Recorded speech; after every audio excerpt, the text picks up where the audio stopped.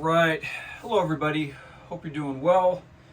Today, I want to talk about specifically, as the title indicates on this video, my solution to framing out the interior of the camper. So when you apply whatever siding you're going to do on the interior. I'll also talk a little bit about my current progress on this build if you're watching this from a vlog perspective, and kind of some of my strategies in terms of what I'm building here. Now, I recognize that there is a potential that this video might get a little bit wider of viewing based on the topic. There is some core topics in the van builds, that everybody kind of goes to. This one, and specific to that, a potentiality is the framing. I know a lot of my audience, and probably the most people that watch this video, are just kind of following along as I do my build. So just from a context perspective, when I present this material, I'm going to try to present it in a little bit of a broader perspective than I do for most of the vlog videos surrounding this particular camper build. So for those of you who may be new here, maybe don't know me, you just stumbled across this video, my name's Dave. For the last 4 years, I've made handmade truck campers. Recently I bought this 1995 Class B 4x4 van, and I'm trying my hand at the ubiquitous van build that we see out there so much.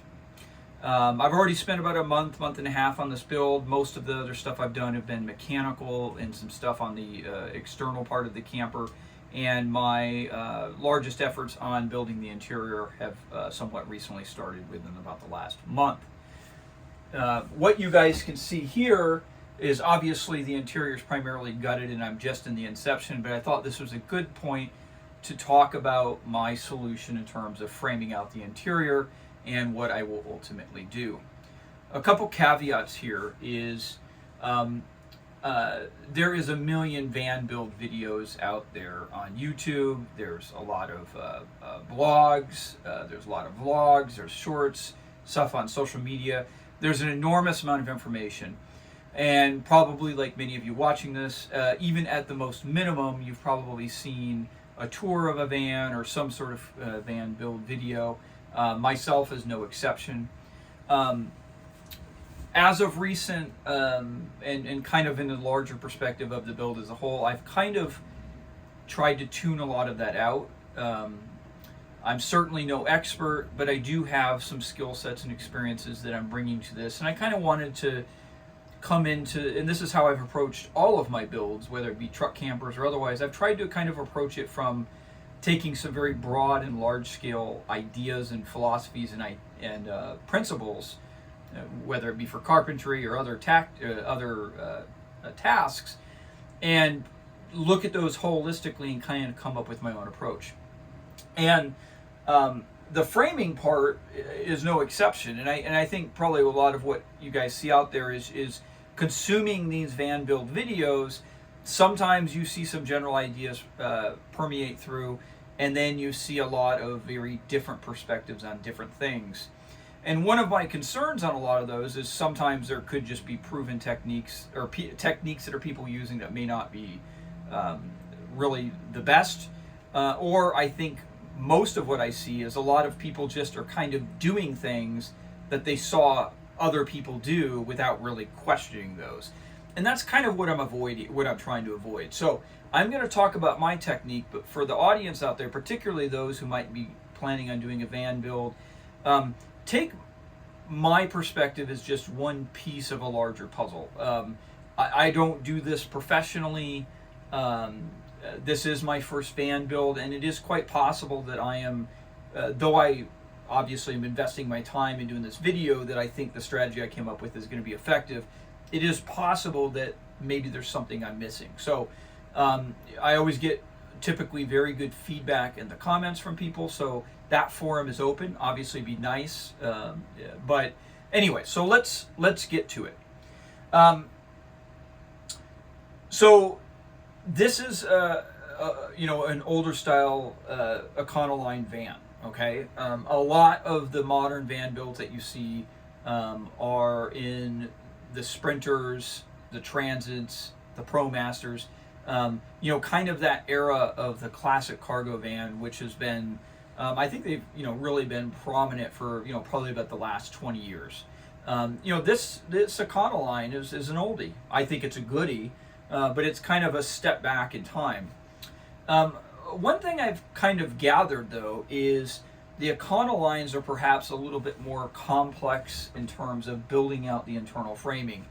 The impression I get is the walls on this, it's not an impression, it's a fact, but the impression I get comparatively speaking to maybe, let's say, Sprinter vans, is the walls on these Econolines curve inwards a little bit more, where the impression I have is though there might be some curvature in Sprinters or other similar vans, they tend to be a little bit more straight up and down, which makes it a little bit easier to build out things on the interior.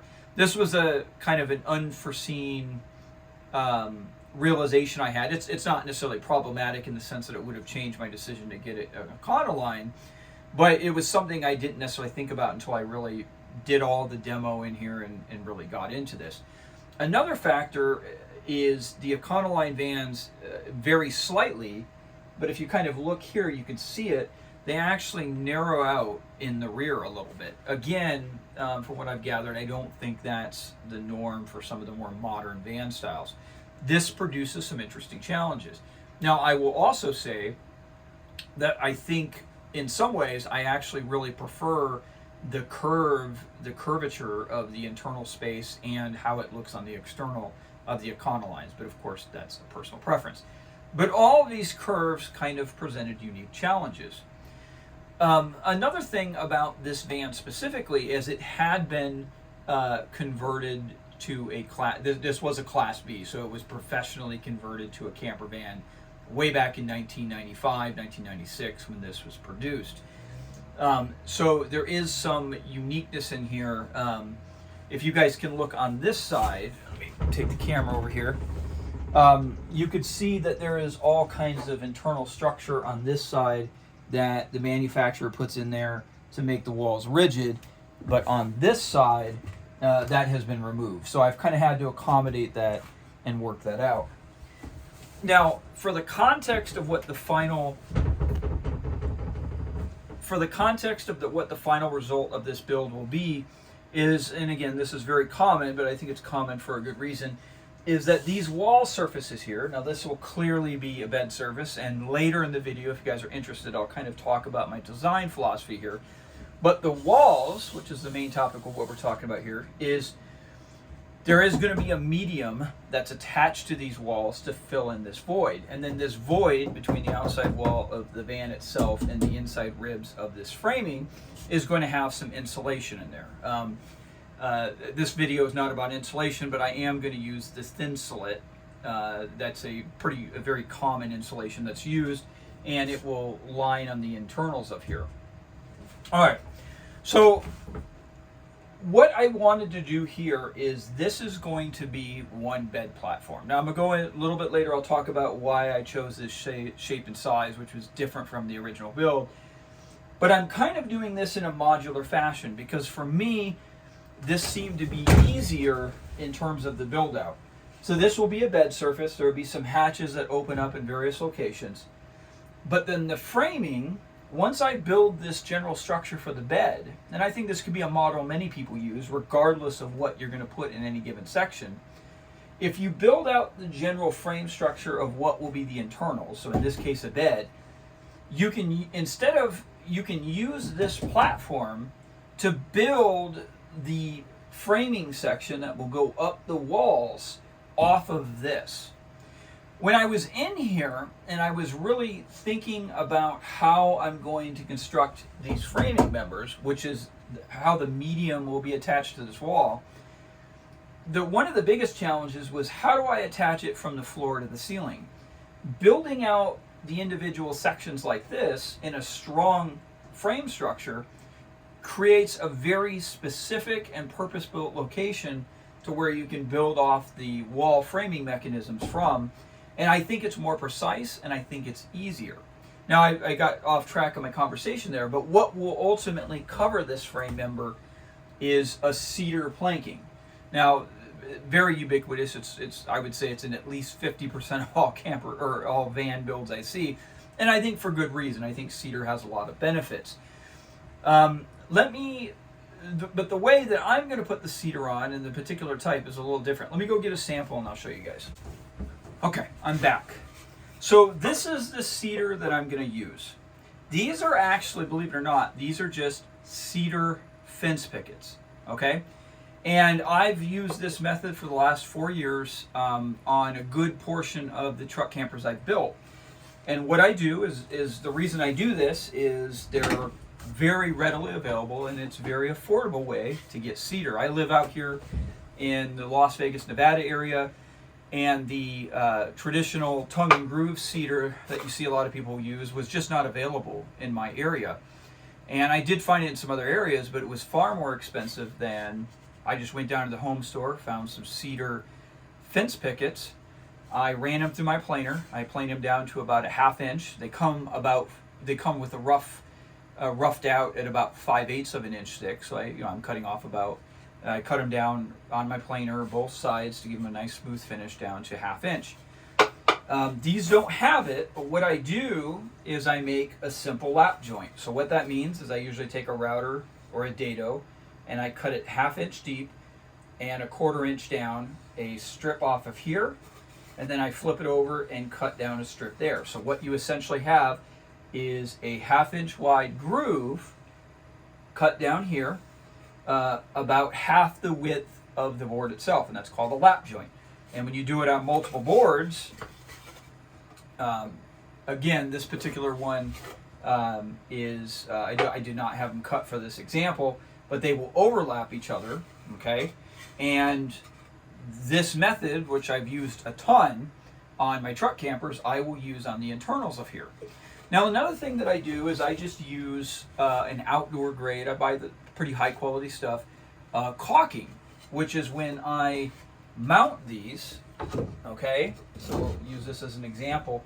I will put some of the caulking here to mount up against this surface, and then in that dado, or in the groove I cut right here, I will put a very, very small, thin layer of it there, that outdoor grade caulking, and then the next piece will overlap that.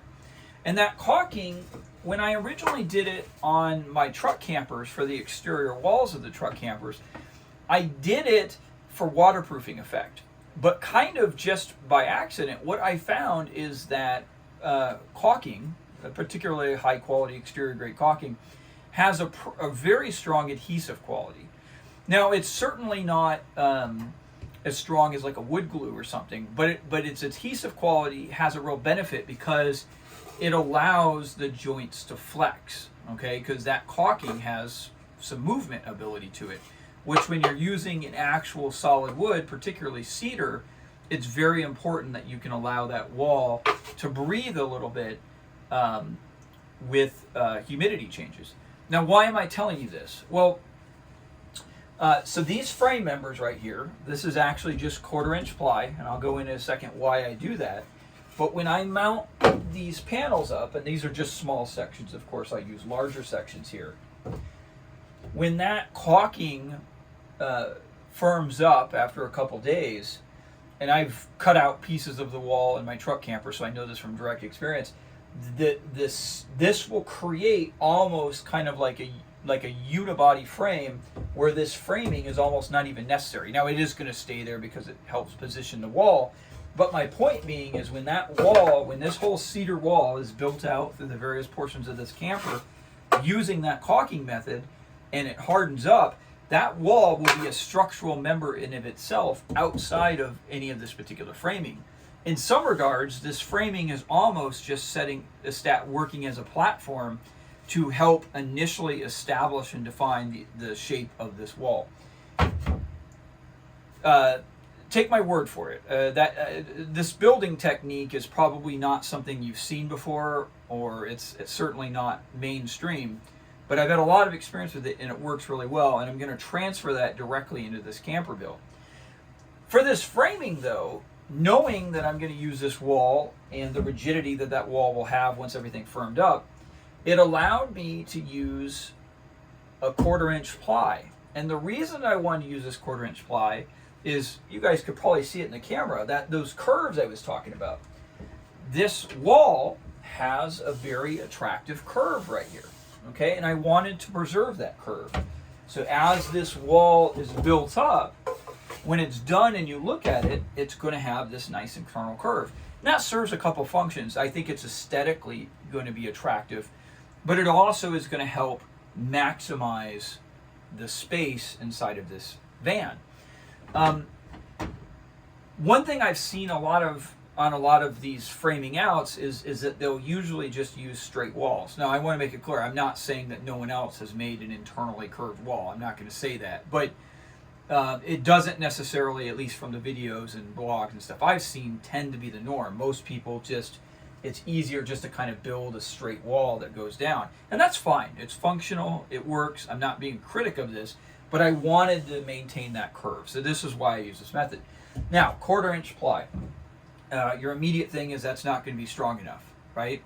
And if this wall, well, the short answer is I think it actually is going to absolutely be strong enough, particularly using this method, because like I said, when this wall firms up, this wall is going to be a structural member unto itself. But using this 1/4 inch ply, number one, I had a bunch on hand, so it's nice to use materials that you have without having to buy new stuff. But it helped me to bend this in place. Now, one adage I've seen talked about a lot of times is you never want to combine wood to metal for condensation purposes, that it can rot it out.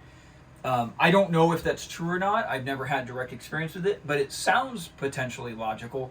And in my case, I went ahead and just took the advice because it had no negative ramifications on my build. So I've incorporated this sound deadening material in various parts of this wall, and I will throughout the rest of the build. That's to keep, these walls can be quite noisy. That's to help kind of reduce that noise. Now keep in mind, you're going to have a bunch of insulation in here, and you're going to have another wall on here. So a lot of that noise would have probably been negated anyways. But I went ahead just an abundance of caution and trying to do a real quality build, incorporated that. And when I mounted these 1/4 inch pieces of ply up to this upper section here, as you guys can see, I actually put in some of that sound deadening material to function as a barrier between having the solid wood against metal. You guys will see this white stuff here. This was just a it's a Loctite power grab. It's a construction adhesive that when you press it against it and hold it for a short period of time, it bonds up real quickly. And I didn't necessarily use that because I was relying upon the construction adhesive to hold these in place. As you guys can see, I drove in some sheet metal screws, but I did use it because in the initial assembly, it helped me position these up here. Now this particular van obviously has a high top, so somebody has cut this off, so I just use that upper rim. In this upper portion, I will actually build a cabinet which will rest on this natural shelf right here, which would have been essentially the top of the roof portion of the van. Now you guys can see this piece of wood right here. This is cedar. Cedar is obviously very resistant to moisture and rot. I did the same principle. I put in that sound deadening material. I ran that power grab caulking on there, and I just pushed these in place. And then if you combine all these ideas together, I took my modular construction in this case of what will be a bed area. I took my 1/4 inch ply, of course I cut them out to a particular height. I screwed them, this frame structure is maple as a side note. I screwed these 1/4 inch pieces of ply to this main structural member here for my modular bed platform framing. And then I simply pushed this in place, and these 1/4 inch ply pieces naturally curved. They lined up here, which was the high point. This piece right here, I nailed them to that, and that allowed them to push against, provide that subtle curve. And then I have plenty of cavity space for which I'll later go in and put in the insulation. And in fact, I have so much cavity space here, I think I might be able to put 2 layers of that thin slit insulation. So I'm probably a little wordy, but I hope this gives you guys some idea on a potential framing option. Keep in mind, I'm not a professional. I've not done this before. This is me just kind of taking some general logic, putting it into play, and applying some principles from other people who've done the build. I'm going to cut this video off here. It's getting pretty long. But for those who kind of are following along, just see what I'll do. I'll come back and I'll post a video here in another day or two where I kind of talk about some of the organizational differences that I'm engaging in, that which were different from the original build on this Class B. So I hope, guys, that was helpful. Thanks for watching.